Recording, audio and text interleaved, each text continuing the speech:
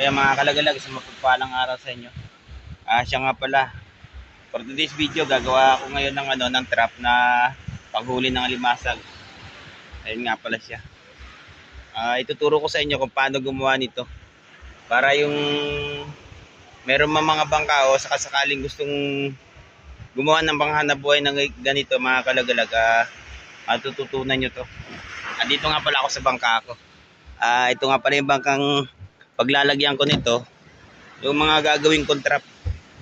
Siya nga pala, na-vlog ko to nung isang araw, hindi ko pa nalalagyan niya siya ng bitlag. Ayan, ngayon, nalagyan ko na. Ayan na siya. Ayun, panoorin nyo lang to mga kalaglag para matuto kayo doon sa paggagawa ng trap na panghuli ng alimasag. Siya nga pala mga kalagalag, itong mata ng ng bawat ng screen trap na to, may bilang 28 pababa. Yan, 28 yung mata yan. 28 rin dito. Bibilang lang kayo ng 28 para sukat mga kalagalag. Ayan siya. Saka ito yung gagawin kong galaw niya, yung pinakapasokan ng bilang din ng mata niya, bali 2.5 yung niya, yung pinakamata. Bibilugin ko yan mamaya mga kalagalag. Panoorin nyo lang, makikita nyo yung kung paano ko gawin to. At yun na mga kalagalag, simulan na natin yung paggawa ng trap na panghuli ng alimasag. Ayan siya.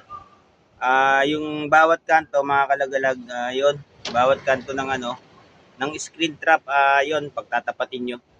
Ayan siya. Pagtapatin nyo siya para pumantay yung pagkakagawa ng trap. Bibilang ka dito ng 3 mata. Ganito, bali 3. Saka nyo tatalian. Kasi mamaya mga kalagalag, ipapasok natin yan.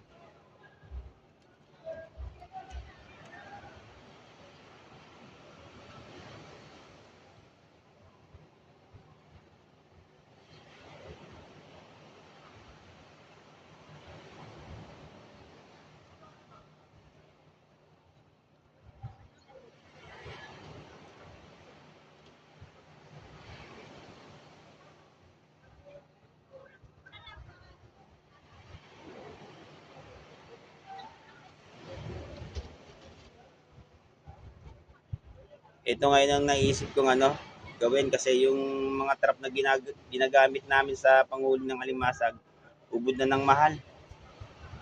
Umaabot na ng 80 ang gastusin doon bawat isang trap.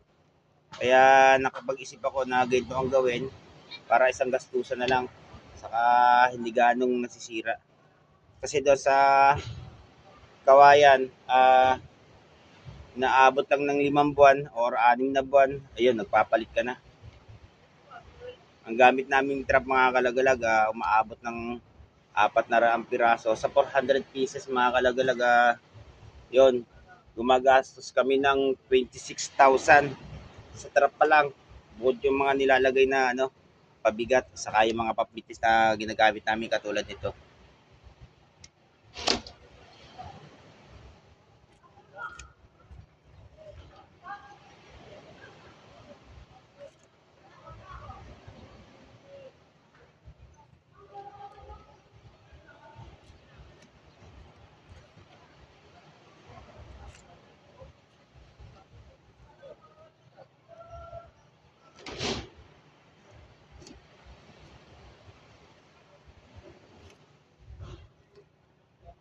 Tingnan nyo lang mabuti mga kalagalag, madaling matutunan to. Kasi ito ang pinakamadaling gawing trap sa panghuli ng alimasag.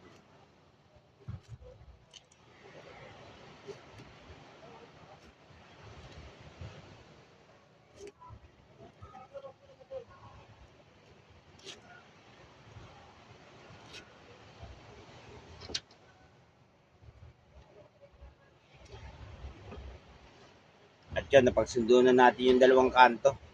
Nag-iwan ako ng 3 mata rito sa lugar na to. Ayan siya. Bali 3 mata na hindi ko tinalian. At saka dito mga kalagalag, 3 mata rin sa parting taas. Ayun, pagsunduin naman natin itong yung kabila.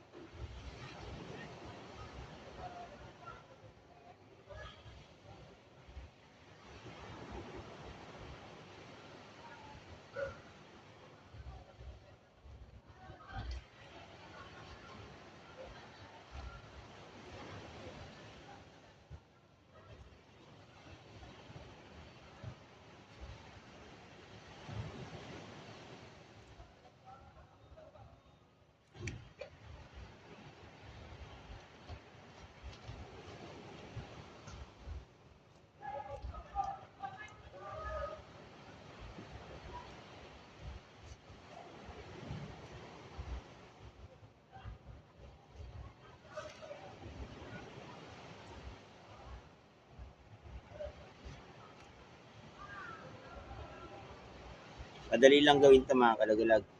Sundan nyo lang. Para kung sasakali man na makapag-isip kayo ng ganito o yun sa mga may-ari ng bangka na gustong magpundar ng ganitong panghanap buhay, ayun, ito ang pinakamagandang gawin. Bukod sa nakakatipid na, ah, matagal pang gamitin.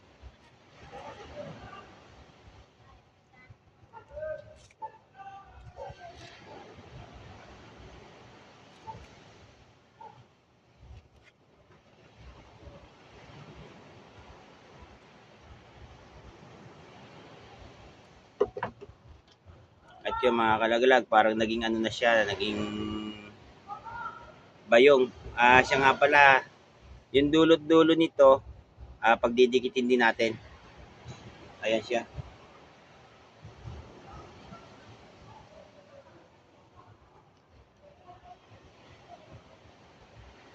Pasensya na kayo sa video mga kalagalag, hindi nyo gaano makita. Mamaya, papakita ko sa inyo ng buong buo to. Kailangan tigatlo din dito sa kabilang kanto na to.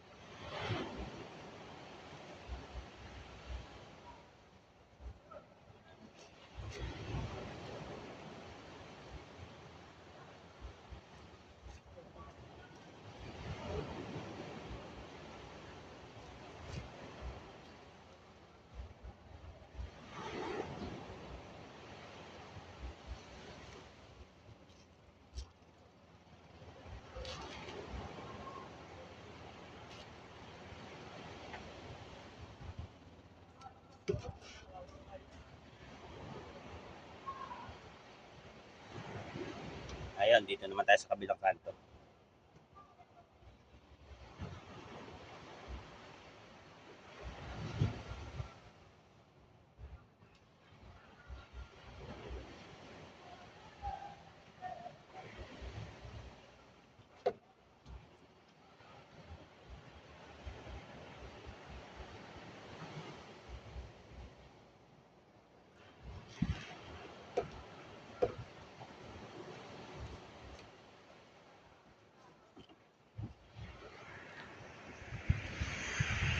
Masyadong mainit.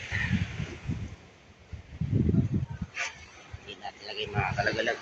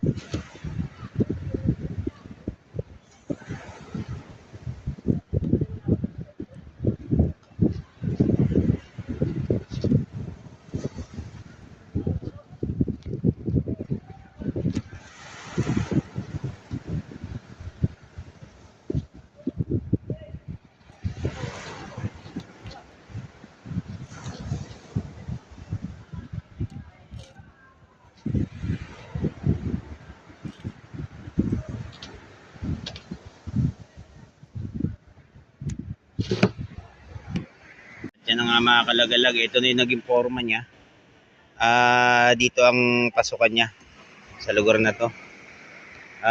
Nag-iwan ako ng tatlong mata rito, bawat kanto. At ito pa siya, kabilaan. Bawat sulok yung mga kalagalag. Tag ano yan, tagagatlong matang bawat naiwan niya para kung sasakali mamamaya, ipapasok natin niya mamaya dyan sa ano. Yun, tuloy ulit tayo. At ngayon mga kalagalag, gagawin naman natin na itutupinan natin yung bawat dulo nito. Ay ipapasok sa loob.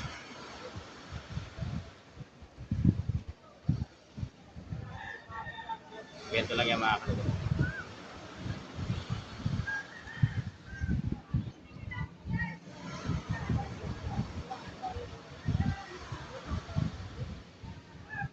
Ayan siya.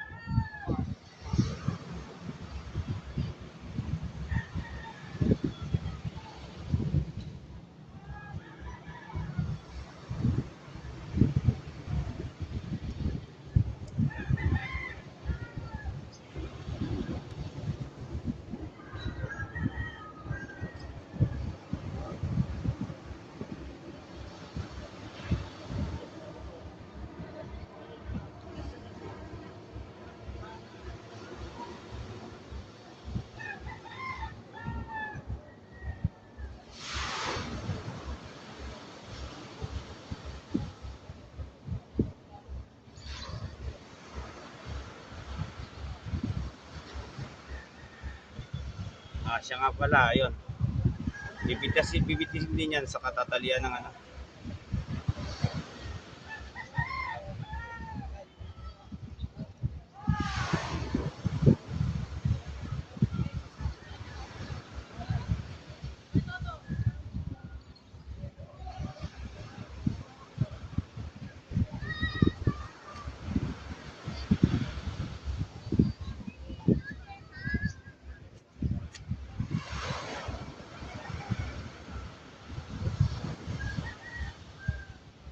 Mahal lang ginagamit naming trap, kami na rin ang gumagawa ng paraan para mapaigi ang aming ano, panghanap buhay, saka kumita ng maganda. Kasi kung yung trap ang dating trap ang ginagamit namin mga kalagalag ang gagamitin namin, talaga napakamahal talaga. Halos hindi na rin kami kumikita ron. Ito medyo maganda-ganda to dahil gawa ng isang gastusan lang, hindi gaano nagsisira.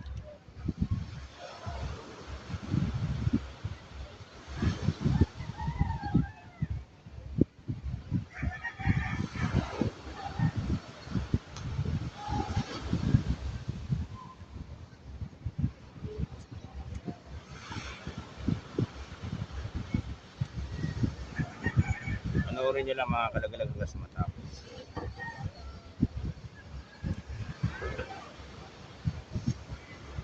Ayan siya mga kalagalag, medyo matatapos na rin. Mamaya papakita ko sa inyo yung finished product nito.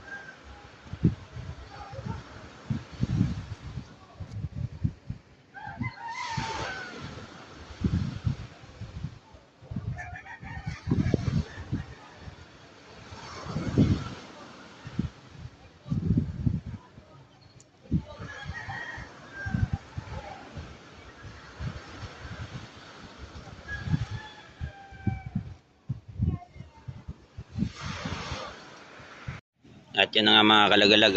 Natapos ko ng pitisan tong mga panabi. Ayan siya. Yung galaw naman.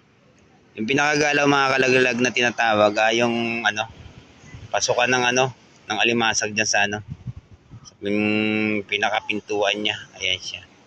Yun nga palang ilalagay ko. Yung sinabi ko sa inyo kanina. Medyo nagdidilim yung kalangitan na baka doon ko na ito ipagpatuloy doon sa bahay namin.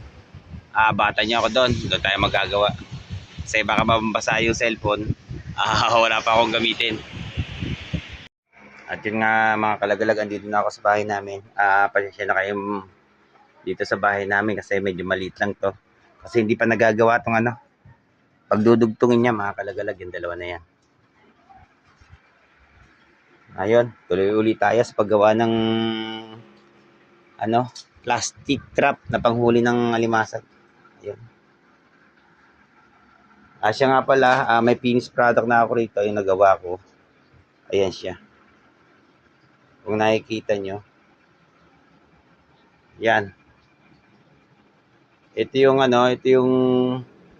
panghuli ng alimasag, yung kahit anong klaseng uri ng laman dagat kung papasok man diyan, yun mahuhuli niya.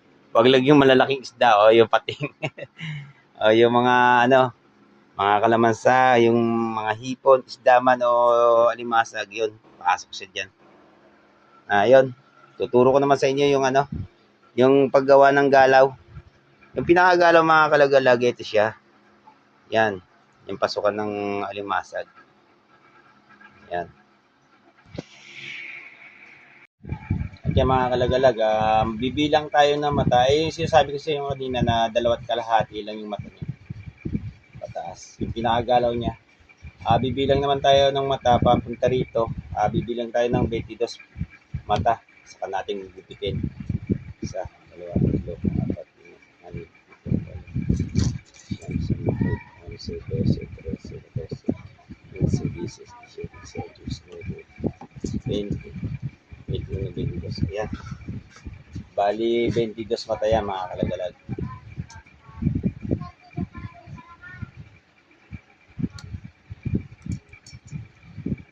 Ayan siya. Yun. Ito nga pala, bibilugin. Ayan siya. At ipapasok dito sa pinakagalaw niya. Ayan. Yan yung ilalagay mga kalagalag.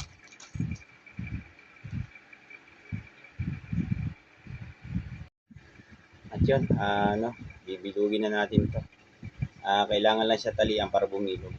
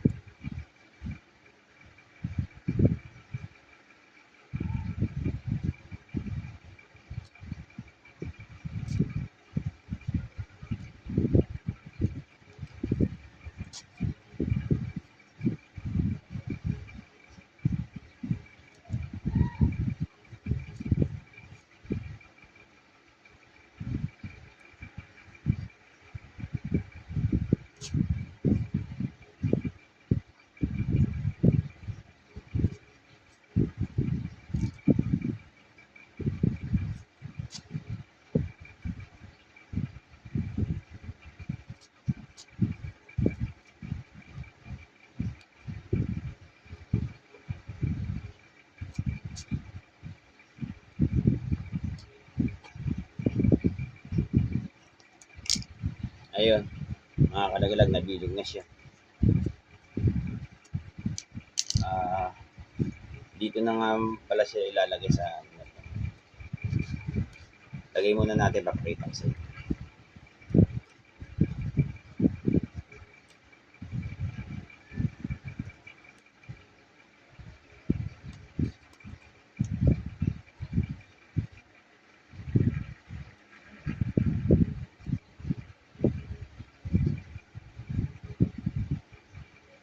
Ayan na siya mga kalagalag.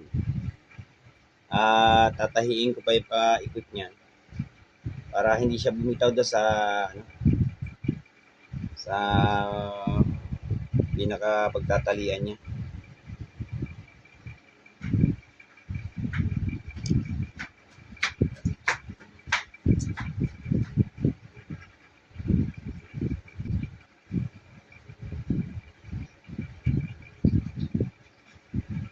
Hirap kasi wag medyo malabo na mata. Ay, hindi ko na rin makita tong ano.